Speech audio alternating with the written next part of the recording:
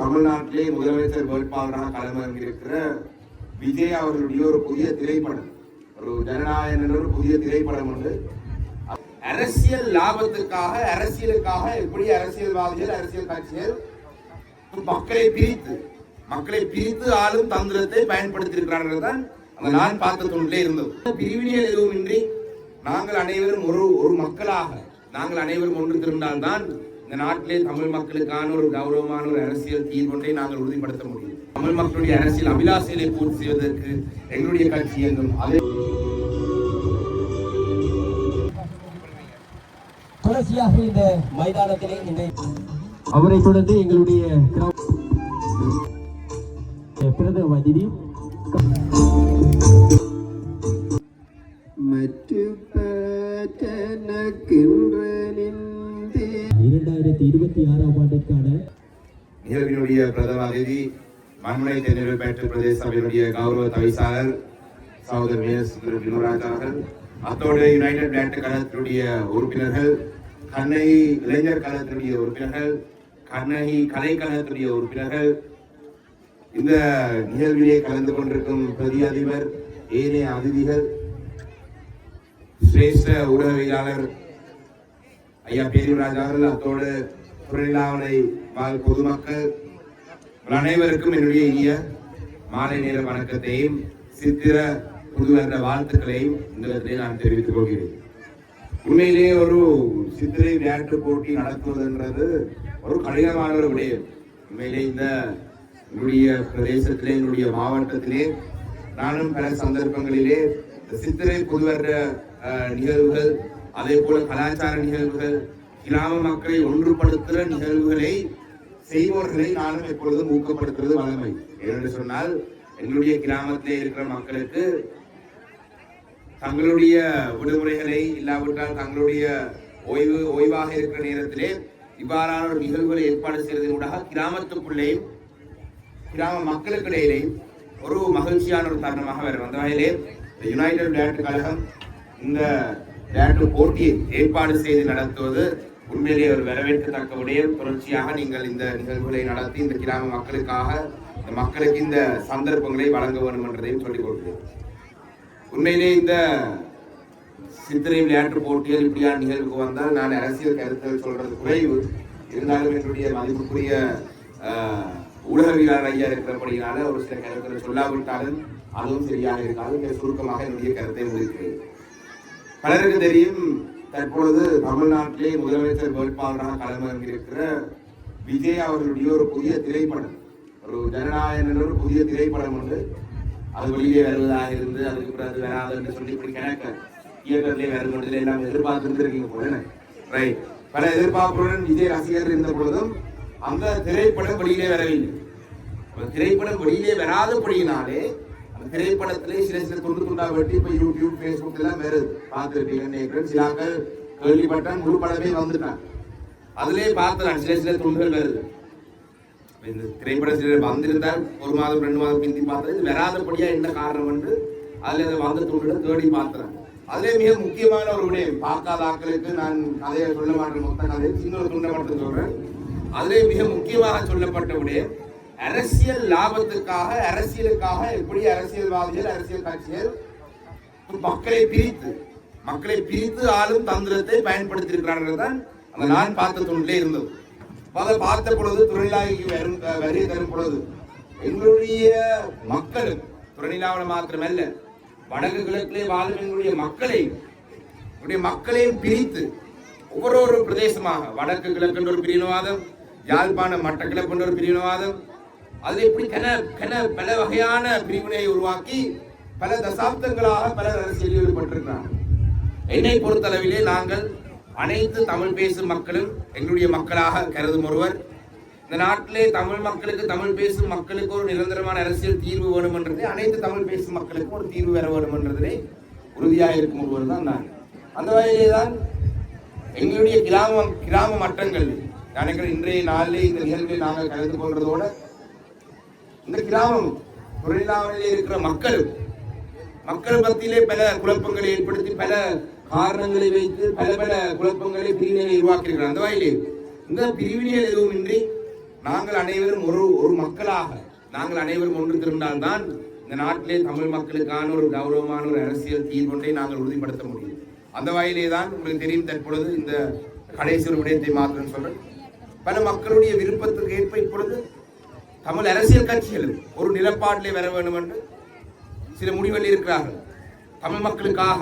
அந்த வகையிலே தமிழ் அரசியல் கட்சிகள் ஒரு அணியாக நிற்கும் பொழுது சில குழப்பவாதிகள், சில சந்தர்ப்பவாதிகள் தங்களுடைய தேர்தல் லாபத்துக்காக தங்களுக்கு தேவைப்பட்டால் ஒரு சிலர் நல்லம், தங்களுக்கு தேவைப்படாவிட்டால் ஒரு சிலர் கூடாது நினைக்கிறவர்கள் எல்லாம் இந்த தமிழ் மக்களுக்கு தலைமைத்துவம் வழங்க முடியாது. அந்த வகையிலே தமிழ் மக்களுடைய அரசியல் அபிலாசைகளை பூர்த்தி செய்வதற்கு எங்களுடைய கட்சி என்றும் அதே போலதான் கிராம மட்டங்களிலே இந்த பல தேவைகள் இருக்கின்றது. மைதானம் சம்பந்தமாக இருக்கலாம், இந்த காணியிலே ஒப்பங்கள் வழங்குவதாக இருக்கலாம், இதிலே பல வேலை திட்டங்களை செய்வதாக இருக்கலாம். நாங்கள் கடந்த காலத்திலே துறநிலாவண கிராமத்தில் பல அபிவிருத்தி பணிகளை செய்திருந்தோம். துரதிருஷ்டவசமாக எங்களுடைய பாடசாலைக்கு அருகாமையில் இருக்கிற அந்த மைதானத்துக்கு நாங்கள் ஒதுக்கி அந்த 50 லட்சம் ரூபாய் காசு எங்களுக்கு பயன்படுத்த முடியாமல் போனது அதில் ஒரு உறுதிப்படுத்தினார்.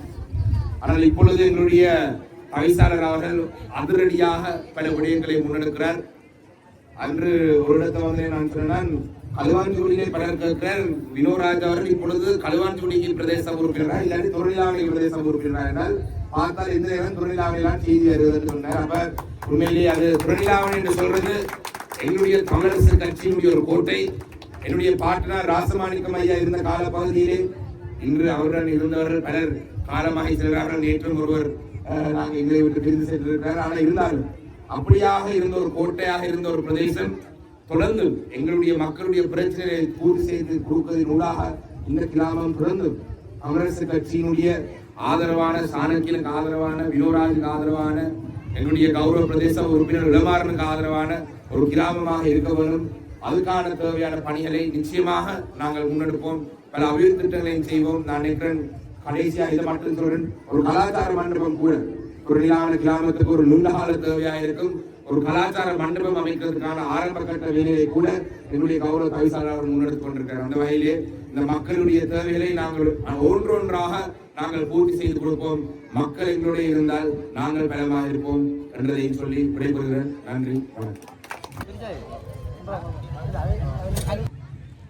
இன்றைய நிகழ்வின் அசைக்க முடியாத, என்றும் எங்கள் மக்களின் இதயங்களிலிருந்து பிரிக்க முடியாத ஒரு கோட்டை, வீரம் விளை நிலம் எங்கள் துணை நிலாவுணை.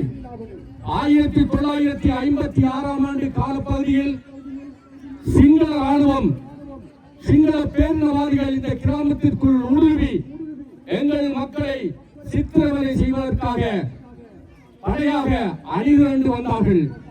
அந்த வேளையிலே என்னுடைய மூதாதையர்கள் சொல்வார்கள், அமரர் சீமு ராஜமாணிக்கம் ஐயா அவர்கள் நெஞ்சை பிளந்து என் நெடுமூச்சை பித்தறிந்து, நெஞ்சை பிளந்து என் நெடுமூச்சை பித்தறிந்து துணை நிலாவுடைய மக்களுக்கு நீங்கள் சித்திரவதை செய்யலாம் என்று தனது சட்டையை கலட்டி எறிந்துவிட்டு அந்த ராணுவத்திடம் சொன்னாராம், என்னை கொன்றுவிட்டு நீங்கள் என் மக்களை தாக்கலாம் என்று.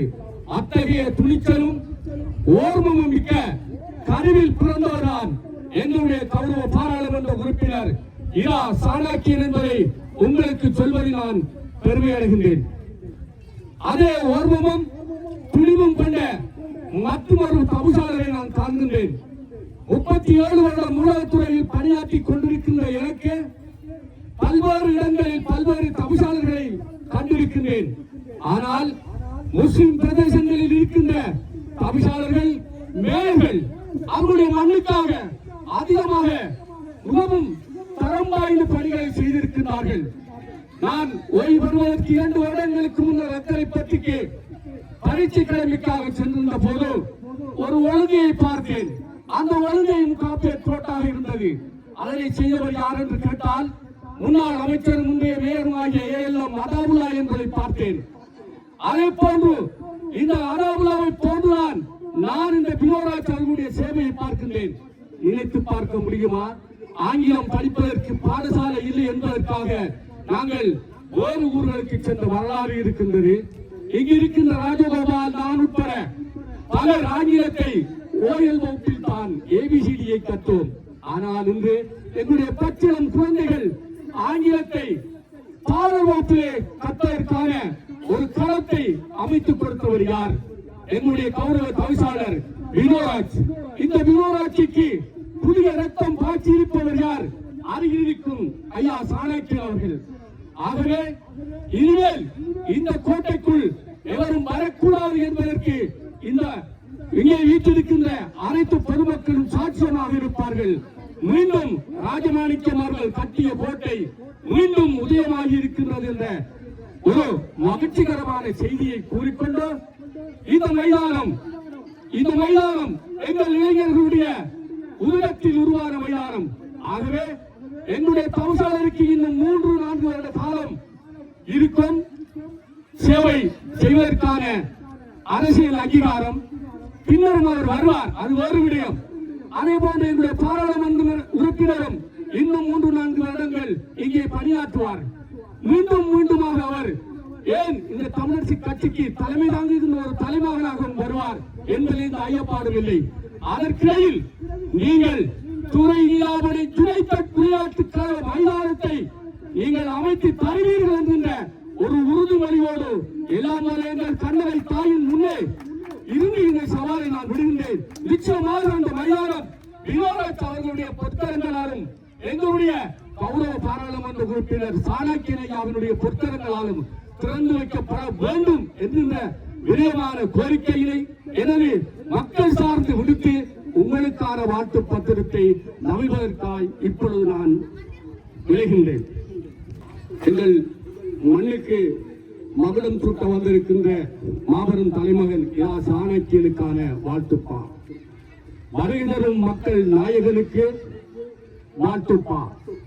பட்டிருப்பு மண்ணிலிடம் சூரியனே, பட்டிருப்பு மண்ணிலிடம் சூரியனே, பாராளுமன்றத்தில் ஒலிக்கும் தமிழ் பேரியமே, பாராளுமன்றத்தில் ஒலிக்கும் தமிழ் பேரியமே. யுனைடெட் விளையாட்டு கழகத்தின் சித்திரை திருவிழாவில் சாதனை படைக்க துடிக்கும் வீரர்களுக்கு உந்து சக்தியாய் வந்திருக்கும் உயரிய குணத்தோடு சாணக்கியம் கொண்ட உன் சொல்லால் தமிழர் உணர்வுகளை உலகிற்கு உரைப்பவரே, இளையோர் கரங்களுக்கு வலுவூட்டி என் இனத்தின் பெருமையை நிலைநாட்ட பிறந்தவரே, இளையோர் கரங்களுக்கு வலுவூட்டி எம் இனத்தின் பெருமையை நிலைநாட்ட பிறந்தவரே, சித்திரை மலராய் சிரித்த முகத்துடன் எம் விளையாட்டு மைதானம் வந்திருக்கும் மாண்புமிகு ராஜமாணிக்கம் சாணக்கியன் ஐயா அவர்களே, உன் வருகையால் எமது கழகம் பெருமிதம் கொள்கிறது.